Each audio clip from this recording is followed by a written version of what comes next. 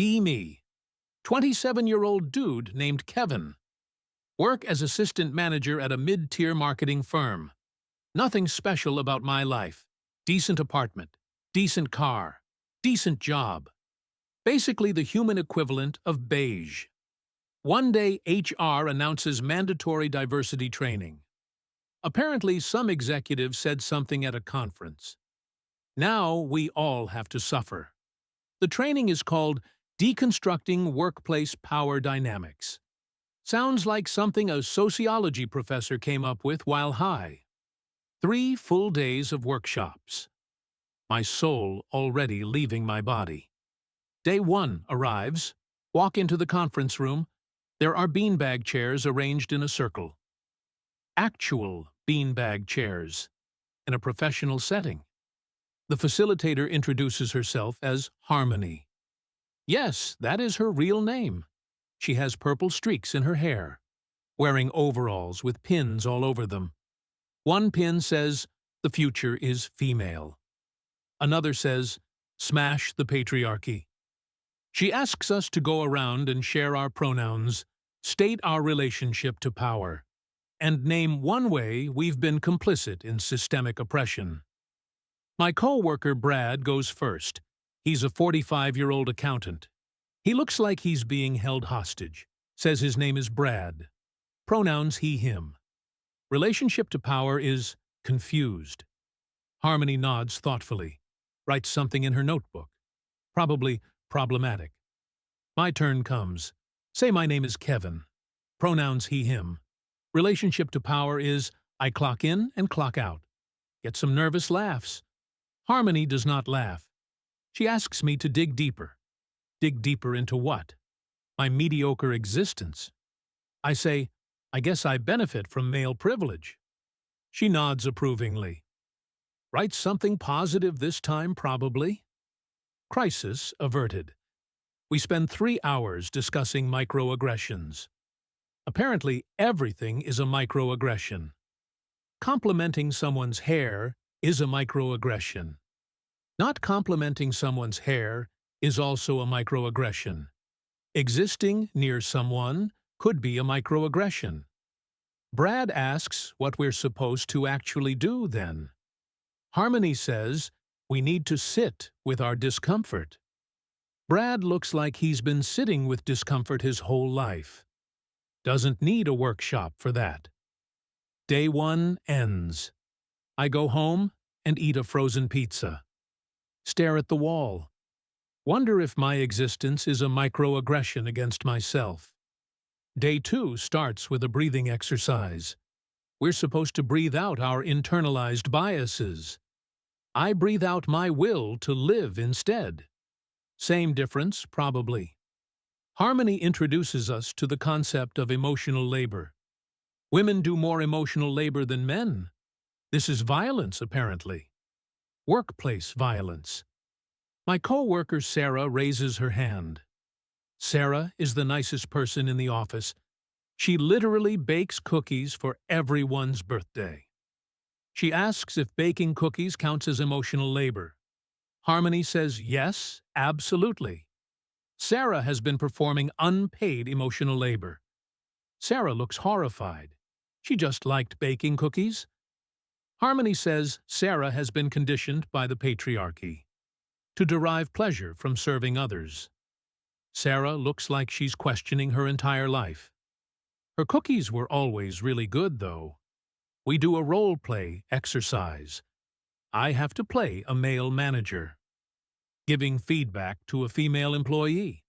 Except every piece of feedback is problematic somehow. I say, your report was good, but could use more data. Harmony stops me, says I'm centering male standards of objectivity. Data is a tool of patriarchal control, apparently. I try again. Say, I really appreciated your perspective on this. Harmony stops me again, says I'm tokenizing her viewpoint, making her represent all women. I give up. Ask what I'm supposed to say. Harmony says I should just listen and amplify her voice without speaking. So my job is to not talk, while also communicating. Got it. Day 2, lunch break, hide in my car, eat a sad sandwich, question all my life choices. Brad finds me, knocks on my window, asks if he can hide with me. Sure, Brad. Welcome to the Sadness Mobile. Brad says he got flagged for mansplaining. He was trying to explain how to use the new printer to someone who asked him how to use the new printer. But he used too confident a tone, apparently. We sit in silence. Two men, too afraid to explain things, even when asked. Day 2 afternoon. We discuss the pay gap. Harmony says women make 77 cents for every dollar men make. My coworker Dave, who works in payroll, raises his hand. Dave says he's looked at our company data. Women and men in the same roles make the same. The gap comes from different job choices and hours worked. Harmony's eye twitches. She says Dave is derailing the conversation. With facts. Derailing with facts. I write that down. It's my new favorite phrase. Dave tries to continue. Harmony says we need to center women's lived experiences, not spreadsheets. Dave is a spreadsheet guy. He looks personally attacked. We end day 2 with affirmations. We have to look in a mirror and say, I commit to being an anti-sexist ally every day. Brad says it like a hostage reading a ransom note. I feel his pain. That night, I go on a date. First date in 3 months. Her name is Jessica. She's a paralegal. Seems normal. We're at a nice restaurant. Conversation is going well. She asks what I did today. I mention the diversity training. Her eyes light up. She loves that stuff. She did gender studies as her minor. Oh, no. She asks what I learned. I say something about emotional labor. She nods vigorously. Says men never understand emotional labor. I ask her what she means. She says women carry the mental load in relationships, remembering birthdays and appointments, planning social events. Men just show up. I think about my life. I remember my own birthdays, plan my own social events, mostly because I'm alone. But still, I say I think that varies by relationship. She frowns slightly, says I'm being defensive. I was asking a question. But okay. She asks if I identify as a feminist.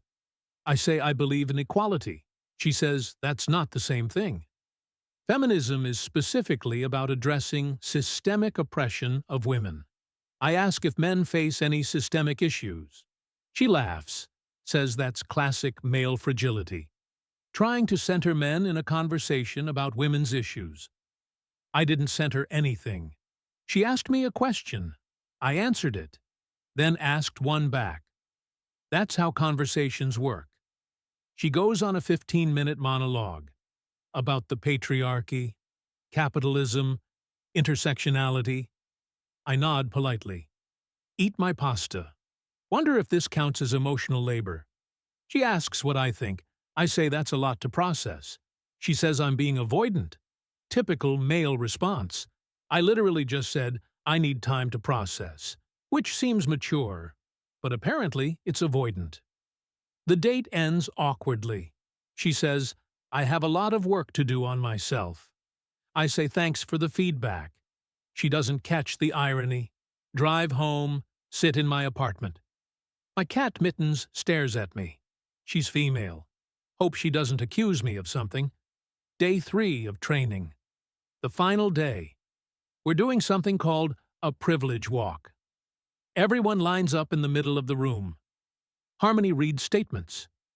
If the statement applies to you, you step forward or backward. Step forward if you're white. I step forward. Step forward if you're male. I step forward again. Step forward if you're able-bodied. Forward again. Step backward if you've experienced discrimination. I stay still. Step backward if you've felt unsafe walking alone at night. I stay still. Apparently, men aren't afraid of anything. I think about the time I got mugged at 19. But I guess that doesn't count. By the end, I'm at the front of the room, with Brad and Dave. We are apparently the most privileged people here. We should probably apologize for existing. Harmony asks how we feel. I say I feel like I'm being blamed for things I didn't do.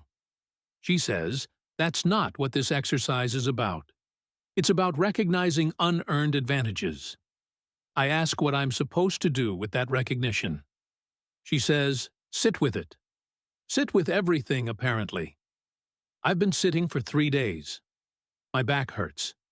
The training ends with action commitments. We have to write down 3 things we'll do differently. I write. Listen more. Speak less. Question my assumptions. Basic stuff that applies to everyone. But it makes Harmony happy. She gives me a certificate. I am now a certified ally. Put the certificate in my desk drawer. Never look at it again. Back to actual work. Weeks pass. Things slowly return to normal. Except Sarah stopped baking cookies. She says she's tired of performing emotional labor. Everyone misses the cookies, but nobody says anything. That might be a microaggression. I match with a girl on a dating app. Her name is Melissa. Her bio says, not here to educate you. Swipe right anyway. I like a challenge. We meet for coffee. She's pretty, smart, works in nonprofit fundraising. She asks what I do for fun. I say I play video games and watch sports. She says those are very male hobbies. I ask what she does for fun. She says she reads feminist theory and does pottery. I ask what feminist theory she recommends. She seems surprised, I asked. Suggests bell hooks. I write it down. Might actually read it. She softens a bit. Says most guys get defensive when she mentions feminism. I say I try to stay open-minded. She smiles. The date goes better than expected. We make plans for a second date. Maybe there's hope. Second date. We go to a museum. She points out all the art by women artists, which is like 3 pieces. She's frustrated. I get it. That does seem unbalanced. We sit on a bench. She asks if I've started reading bell hooks. I say I ordered the book. It's arriving tomorrow. She looks genuinely happy. She says most men just say they'll read it, then never do. I say I actually want to understand her perspective. She takes my hand. Progress. Weeks turn into months. Melissa and I are officially dating. She's still intense about feminist stuff, but she's also funny and kind. And she genuinely cares about making the world better, even if I don't agree with everything. I read bell hooks. Some of it resonates. Some of it seems extreme. I tell Melissa my thoughts. She doesn't get mad. We actually have a discussion, like adults. She admits some feminist spaces can be toxic. Says the movement has been hijacked by people who just hate men. That's not what feminism is supposed to be. I appreciate her honesty. 6 months in. Things are good. We have our arguments, but we talk through them. One night, we're at her apartment. She shows me her Twitter. She's been getting harassed for saying feminism should include men's issues too. Other feminists are calling her a pick-me, a traitor, a handmaiden to the patriarchy. She's crying. Says she just wants everyone to be treated fairly. Now her own community is attacking her. I hold her. Don't know what to say. So I just listen. Actually, listen. She says modern feminism has become about punishment, not equality. Anyone who questions the orthodoxy gets destroyed, even women. I think about the diversity training, how Dave got shut down for presenting data, how questions were treated as attacks, how everything became about blame, not solutions. I tell Melissa she's brave for speaking up. She laughs bitterly. Says brave women get canceled. Her phone keeps buzzing. More hate messages. I suggest she take a break from social media. She agrees. Deletes Twitter that night. A year passes. Melissa and I move in together. She's changed my perspective on a lot of things. I've changed hers too. She still cares about women's issues, but she also acknowledges men struggle too, just in different ways. We're partners, not adversaries. My sister visits. She's 24, just graduated college, full of opinions. She tells me I'm in a problematic relationship because Melissa compromised her values for a man. I ask what that means. She says real feminists don't cater to male feelings. Melissa overhears this. She's calm. Asks my sister what she thinks feminism is about. My sister gives a textbook answer. Dismantling systems of oppression. Centering marginalized voices. Holding men accountable. Melissa asks accountable for what specifically? My sister says everything. The pay gap. Violence against women. Beauty standards. All of it.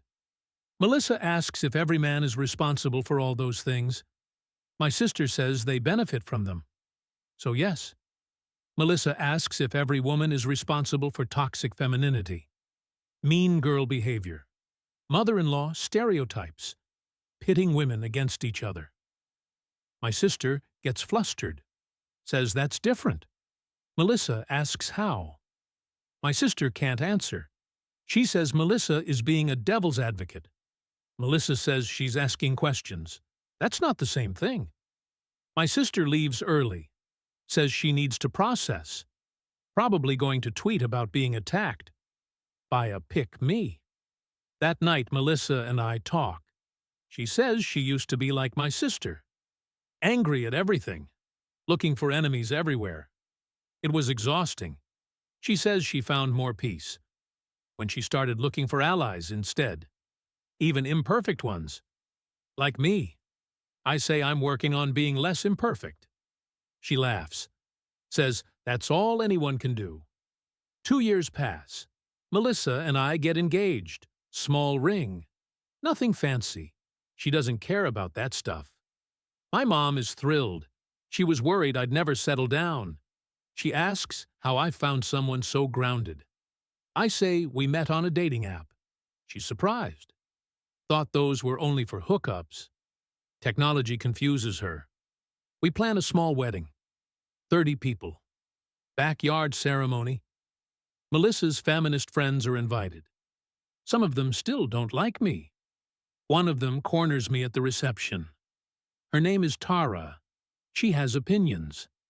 She asks how I feel about marrying a feminist. I say I feel pretty good about it. She asks if I understand what that means. I say it means she cares about equality. Tara scoffs. She says marriage is a patriarchal institution designed to control women. I ask why she's at a wedding then. She doesn't have an answer. She says Melissa has changed since meeting me. Become more moderate. Like that's a bad thing.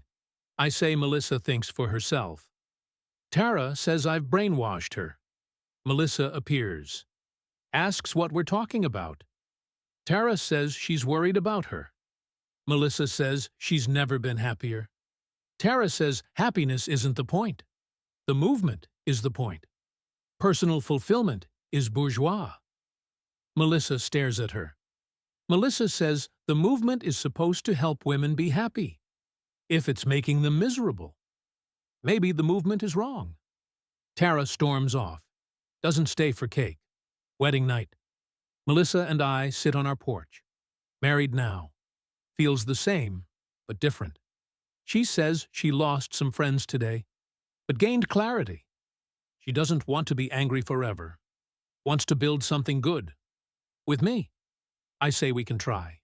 No guarantees, but we can try. Years go by. We have a daughter. Name her Emma. She's curious about everything. When she's 5, she asks why boys and girls are different. I say bodies are different, but worth is the same. She thinks about this. Asks if she can be an astronaut. I say absolutely. Melissa teaches her about strong women in history. Scientists and activists and artists but also about good men. Her grandfather who worked 2 jobs. Her uncle who volunteers with kids. Emma grows up thinking people are people. Some good, some bad. Gender is one part of who you are, not the whole story. She's 10 when she comes home confused. Her teacher said all men are part of the patriarchy, even her dad. I ask what she thinks. She says, that seems unfair. She knows lots of nice men. I say, trust your own experience, not just what people tell you. Melissa backs me up, says some people see the world in black and white. It's actually more complicated. Emma nods, goes back to her homework. She writes an essay about her hero. She picks Melissa. Says her mom taught her to think for herself, even when it's hard. Especially when it's hard. Melissa cries when she reads it. Says maybe they did something right. I say we're not done yet. Lots more chances to mess up. Emma is 15 now, navigating high school, boys, social media, all the chaos. She comes home upset one day. A boy in her class said something gross, made a comment about her body. She told him off. He called her a feminazi. She's confused. She was just standing up for herself. Why is that an insult? I tell her it's not. Some people attack what they don't understand. She did the right thing. Melissa agrees, but then Emma asks something harder. She says some girls at school hate all boys, say they're all trash. Is that feminism?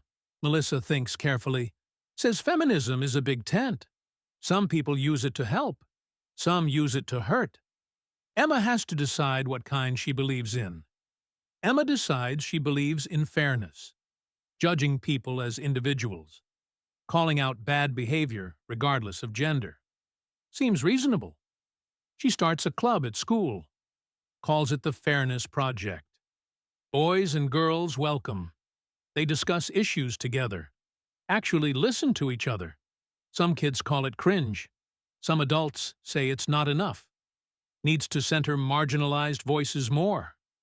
Emma ignores them both, keeps building something good. Melissa and I watch her grow into someone thoughtful, someone strong, someone kind. One day, Emma asks me about my diversity training, the one from years ago. I mentioned it once. She remembered. I tell her about harmony, the beanbag chairs, the privilege walk, derailing with facts. She laughs, says that sounds miserable. I say it was. But it also started me thinking, which led me to her mom, which led to her. She says, maybe everything happens for a reason. I say that's a nice thought, even if it's probably not true. We sit on the porch together. The same porch from my wedding night, 20 years later. Different view, same porch. Emma asks if I consider myself a feminist now. I think about it honestly. Say I believe in equality, treating people fairly, listening more than talking, admitting when I'm wrong. She asks if that's feminist. I say I don't know. Labels seem less important than actions. She nods, seems satisfied with that. Melissa joins us. 3 generations of thinking, sitting on a porch, watching the sun set. She asks what we're talking about. Emma says philosophy. Melissa laughs, says that's dangerous territory. I say it's the only territory worth exploring. She takes my hand. Same hand she took at the museum. 20 years ago. Emma pretends to be grossed out, goes inside to do homework, leaves us alone. Melissa says we did okay. I say we're not done yet. She says that's what I always say. I say it's always true. The sun sets fully. We go inside. Emma is video calling friends, arguing about something passionately. I hear her say, "That's such a narrow view. Consider another perspective." Melissa smiles, says she sounds like us. I say she sounds like herself, which is the whole point. We go to bed, same routine for years, nothing dramatic, just life. Tomorrow there will be new challenges, new conversations, new chances to get it wrong. But tonight, we rest. A family built on questions, not certainties, still figuring it out. Together.